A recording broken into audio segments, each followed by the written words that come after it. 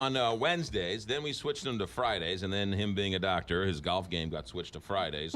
So now he's back to Wednesdays. But he just gave you a look. But because he is the nicest doctor in the history of the world and he has 4 tickets to the Michigan-Nebraska game, we let him come on whenever he wants. Ladies and gentlemen, cardiologist in SSM Health, SLU Hospital, and SLU Care, Dr. Michael Lim. Good morning, doctor. Good morning. How do you like that intro? Kelly, that's flattery. He'll try to get you the best interview known to mankind. That's exactly right. You got 4 tickets to a game. I am your buddy for life. There you go. All right, there's a new study on the Atkins diet. Yeah. The controversial yet highly publicized Atkins diet. So all these diets have studies, and there's a fair number of them in the column of supporting the diet. And this one wasn't as supportive in terms of the question of, is this diet really healthy for you? Right. You know, and that's a great question, but it's a tough question to ask. So if you're that much overweight, the question is that really healthy for you? And I think we know that answer, and that answer is no. So how are you going to lose weight from where you are now to where you are better off being? Obviously, we could say, wow, let's eat a balanced diet and exercise, and that's going to work. Well, I think most of your listeners know the fallacy in that. I've been trying that for forever. And right. That is not working. Well, right? but you don't follow it. You don't exercise, and you don't, not you specifically, Well, but you don't exercise and eat right. It's challenging. Yeah. So when we get to a kind of a breaking point, I think some of these diets really do come into the fold of, can this really work? Now, Atkins, is a relatively popular and somewhat easy diet to kind of follow, and that's a high-protein diet with no carbs, right? Right, yeah. So it's not the craziest of all, and it works in terms of losing weight for a lot of people, highly successful. But other diets potentially could work similar or better. It just depends, I think, on the individual person. From my standpoint, what healthy is I think people who are heavier than they should be, they do need to lose weight. They do need to try to put some effort into it. And if this is part of the program, I'm okay with it.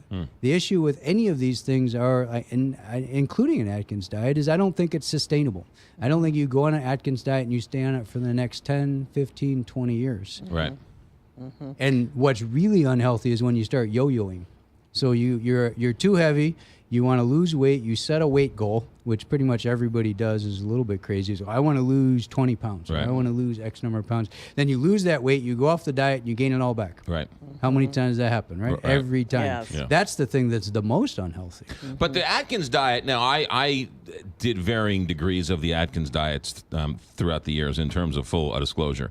But it does teach you, it did me anyway, there are good carbs, there are bad carbs. You really don't need the bun with the chicken burger, right? I mean, you don't need the fries. It sort of teaches you that there are good carbs and bad carbs. So it's a tool, is the way you used it. Yeah.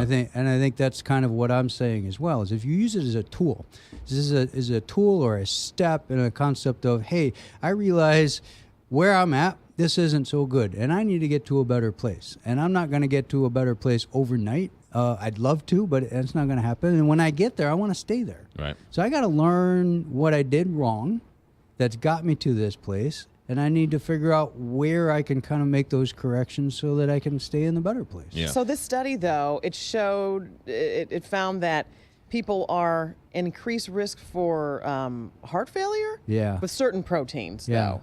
So it's Right. a high in everything. We've talked about this in salt and other things. You know, you can't just lump every single person together and start talking about, is this good or bad for every single person? Everybody's got their own individual health concerns and things they bring to the table.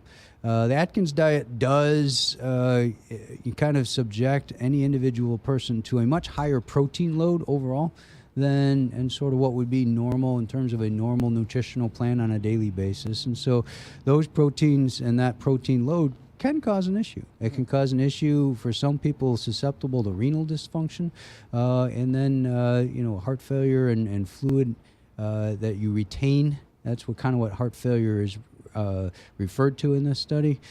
So in any individual patient, that's kind of problematic. So the best part of trying to lose weight, talking with your doctor back and forth. And your doctor is going to mention to you, even though the doctor doesn't want to, because it basically puts him or her just as the bad guy. Hey, losing a little weight might be kind of a good idea for you. And you're going to smug at them and go, why are you telling me this? I know this or whatever. I know, doctor. Leave me alone. But you should get past that point and start talking about, okay, I've thought about this too. So what about this or what about that? Bring some ideas forward and have your doctor's thoughts on that in terms of, is there anything about your own health that your doctor knows that diet like the Atkins diet might actually be harmful? That's a great question, and that's what should be done. Yeah, but Atkins, though, a lot of people think it's you eat a pound of bacon and you're. that's not what the Atkins was. that's the oversimplified Atkins diet, correct? I do remember when some people were on Atkins, they were eating like sausages and bacon. Right. That's not what it said. It was like, look, there are good carbs, there are bad carbs, there are good proteins, there are bad proteins. Right. So instead of having a pound of bacon, have a piece of grilled chicken, and have a little lemon on it, and that's the good carbs. And the other thing they taught, when you talk about Chinese food or something, that carb intake, you're hungry a half hour later because you get that sort of sugar high from the carbs. Yeah, so I think that's the main thing about the Atkins diet, and for a part of it, the South Beach diet, which was really trendy a few years ago, which is trying to get rid of these carbs. And from a medical standpoint, these are high. The carbohydrates get turned instantly into sugar, and so you do really have a marked increase in your sugar level, and then the metabolism of carbohydrates happens really, really quickly. So you get hungry really quick. Right. So protein actually takes a lot longer to digest, and so you're not necessarily hungry an hour after you eat or 2 hours after you eat. Right. So You're not hungry. You're just crashing from a sugar high. Well, but you also are hungry because hey, what's next? What's next? So it's a combination of things, and so there are some rationales in terms of if you really follow the intricacies of these diets that do make sense. But I think the key is, if there's any question with respect to this is good for your health or that you're going to have a problem with any individual diet, work with your doctor on what's the best weight loss plan for me. Number two, don't ever put all your marbles into the fact that some short-lived diet that's going to help you lose 20 pounds is going to be the be-all, end-all, because that's not what's going to happen. You're going to have to change your life. And number three, these are just steps. Steps on the journey. Dr. Michael Lim with us, as always. Cardiologist with SSM Health, SLU Hospital, and SLU Care. Doctor, have a good